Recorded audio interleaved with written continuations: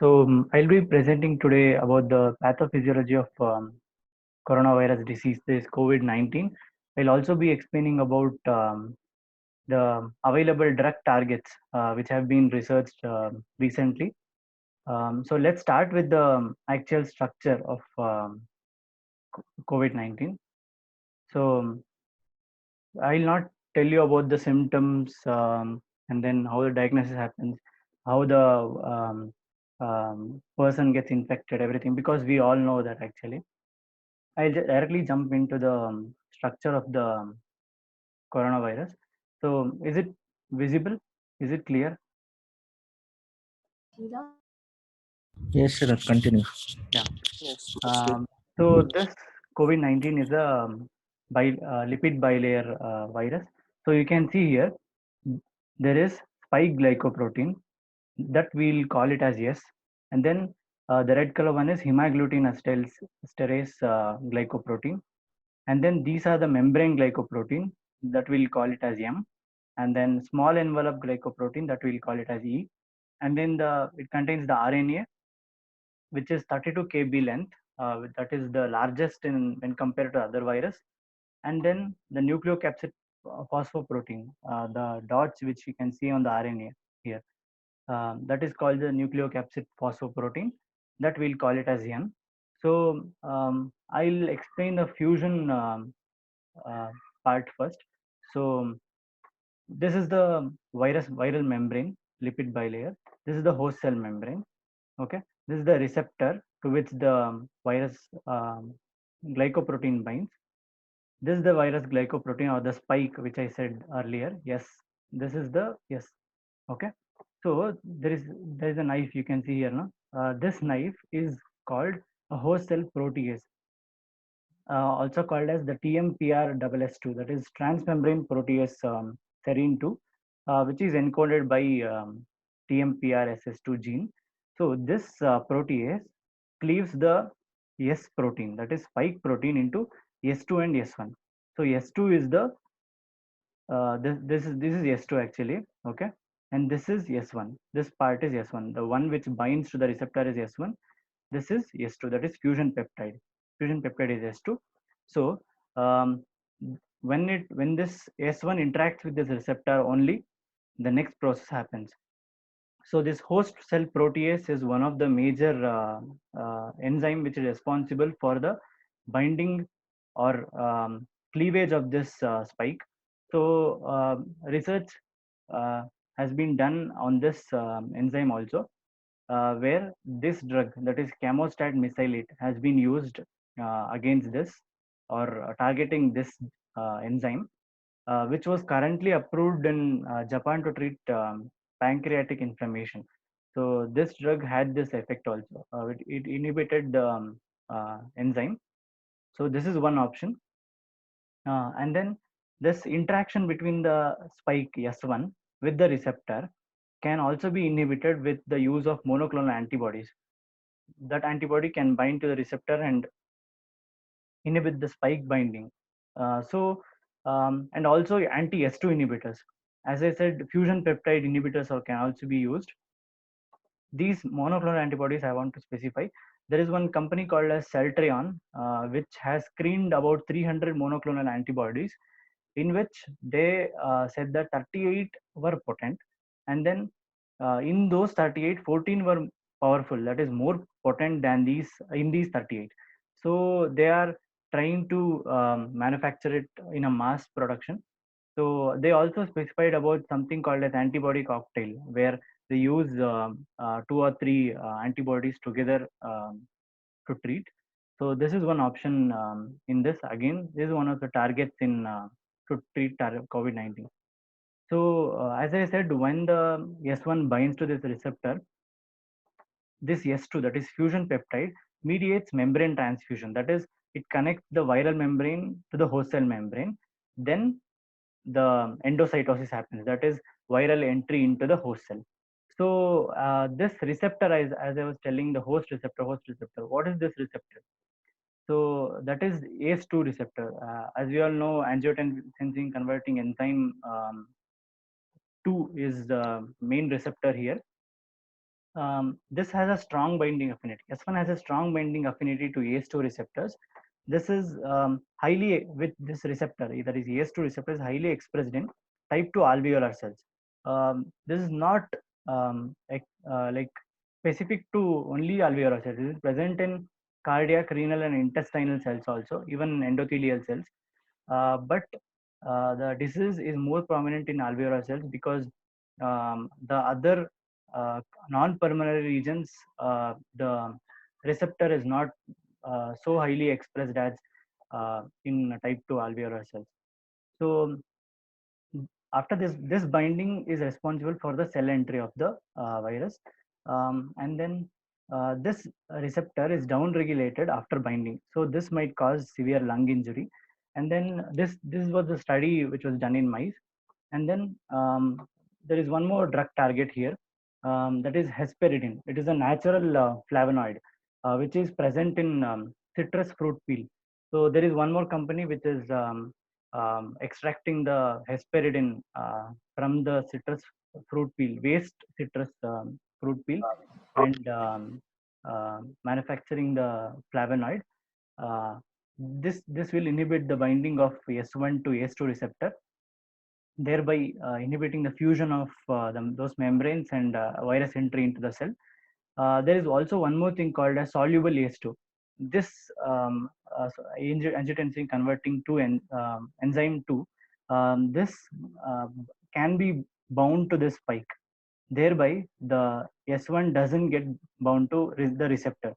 So the companies have produced recombinant soluble ACE2 complex, and then this doesn't have negative hemodynamic effects. As we know, ACE is responsible for all controlling the hemodynamic effects.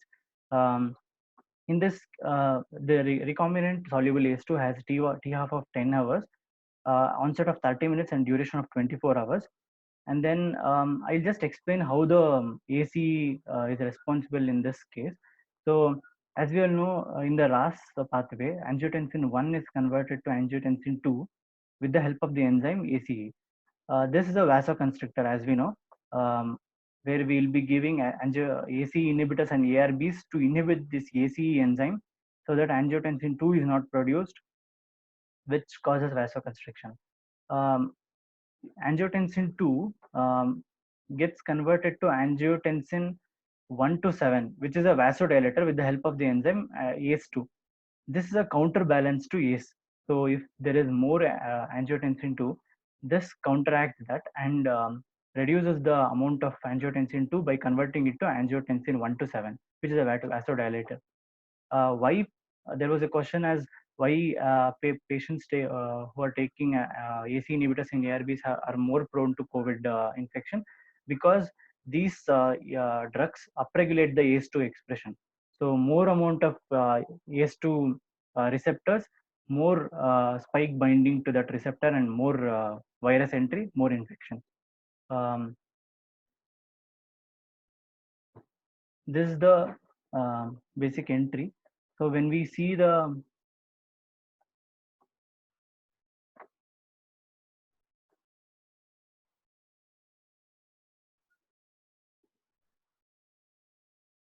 excuse me.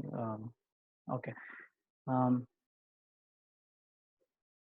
this is how the attachment and entry happens inside the cell. So once attachment happens to that receptor, uncoating of the virus and endocytosis happen. Thereby, the positive genome, that is RNA, gets translated. Translation happens, and polyproteins, large polyproteins are formed. That is PP1A and PP1AB.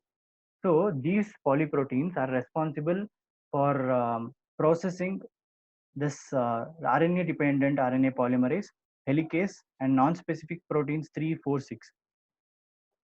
What does this RD, RP, and helicase are responsible? I'll just explain in this part. So these non-specific proteins, that is NSP3, NSP4, NSP6, these um, recruits the intracellular rough endoplasmic reticulum. As we all know, the cell contains endoplasmic reticulum, rough and smooth, right? It recruits the rough endoplasmic reticulum here. This causes this forms a double membrane vesicle. You can see here, this is the double membrane vesicle formed using the rough endoplasmic reticulum. This is the DMB. So here the RDRP and helicase transports from the into the in the cytoplasm into the DMB which is formed. So here it produces the subgenomic RNA. So that subgenomic RNA gets translated into the um, into these proteins. Can anyone answer what is negative strand RNA and positive strand RNA, positive genomic RNA? What's the difference between that?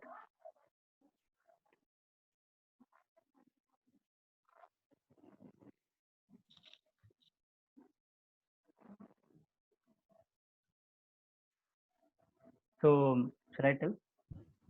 Okay. The negative strand is the complementary strand using which the mRNA uses this strand to produce the RNA. That's the difference between negative and positive strand. So this subgenomic RNA translation happens, and these are the proteins. As I told initially, the membrane proteins and the spike proteins are produced after this translation of subgenomic RNA. This is nucleocapsid protein, spike protein, envelope protein, and membrane protein.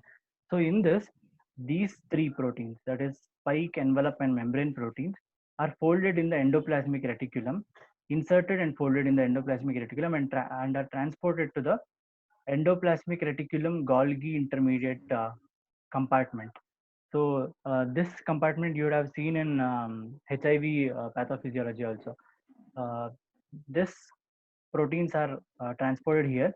So the envelope is formed again like this, and then here the N proteins, as I said, it will not be folded in here. It's a separate mechanism here.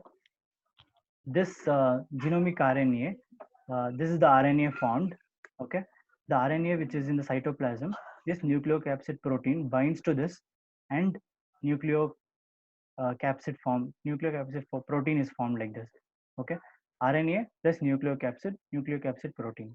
Okay, so this nucleocapsid is transported to this ERGAC complex, where the virion is budded out of the cell. Say like this, the new virion is formed here, and then the with the smooth walled vesicles, budding process happens. So there are other targets also again in this. Research has been done to target this RDRP. You can see this RNA dependent RNA polymerase. This remdesivir and favipiravir, when it's given, the production of subgenomic RNA and the further part of viral budding can be stopped using these drugs. So that is one action, one target. So one more thing is lopinavir and ritonavir, darunavir, cobicistat, that is all protease inhibitors.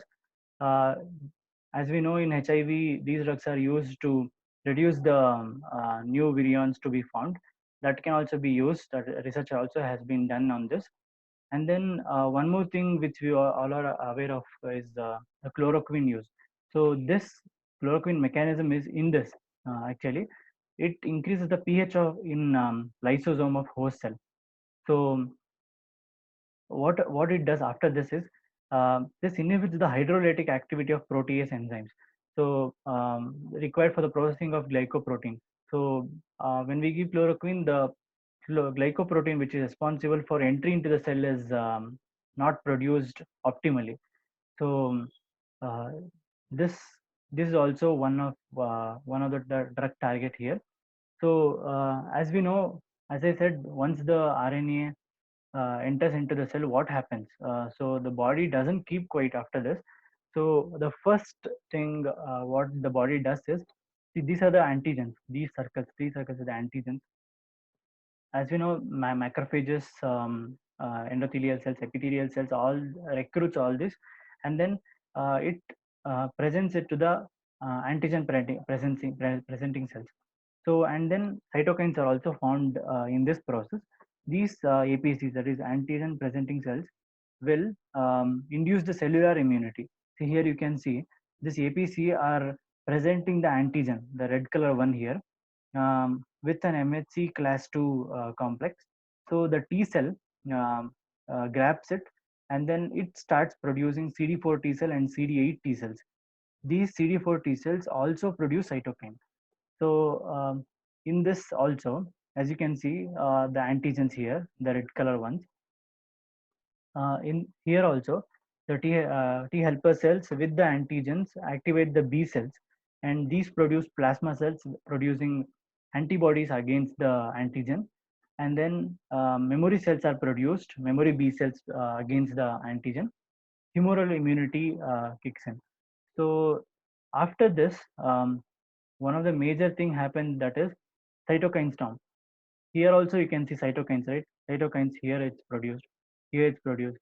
All these pro-inflammatory cytokines, that is IL-1 beta, IL-6, IL-8, CCL2, CXCL10, CCL3, CCL5, all these are pro-inflammatory cytokines.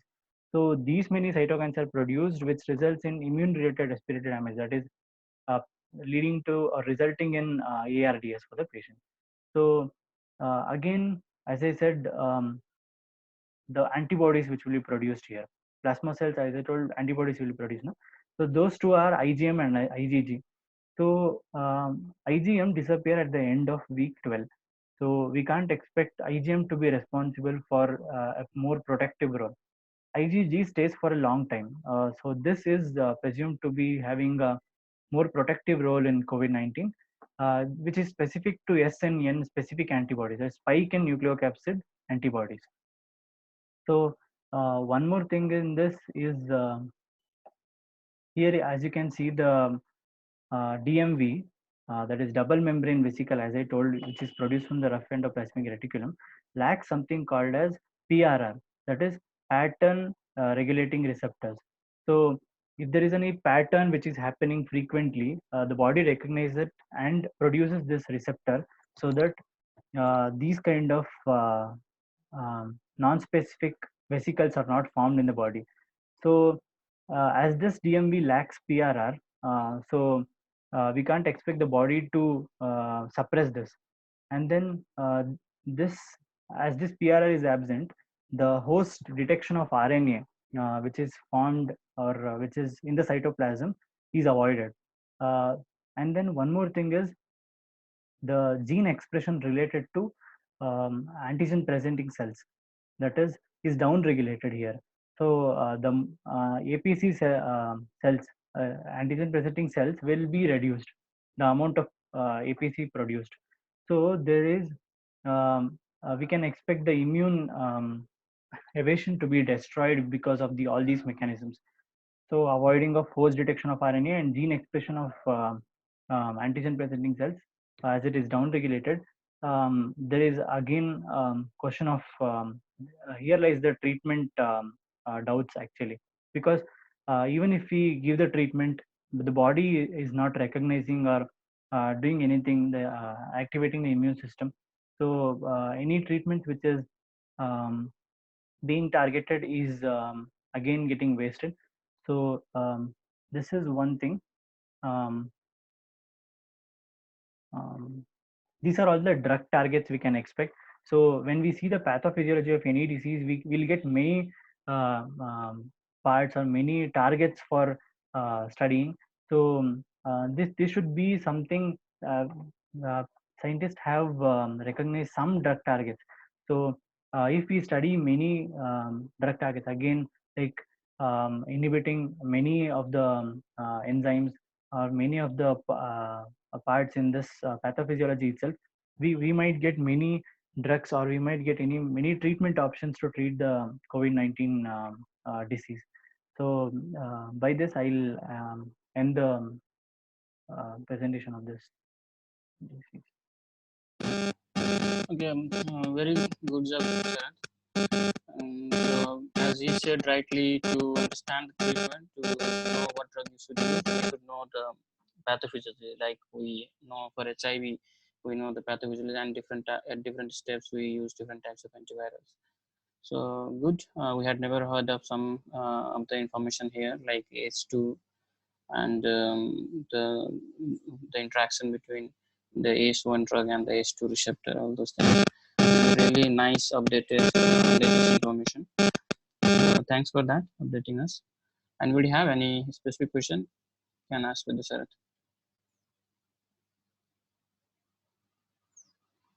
Audience, can you hear me? Yes, sir. Anybody sir. have any question? Anybody have any question? Can ask him. No, sir, no question. That was obvious. Clear. Okay. So do we have any other presentation coming up? Next. Next presentation is by. I think Done, sir. You can stop recording, sir. That's all, huh?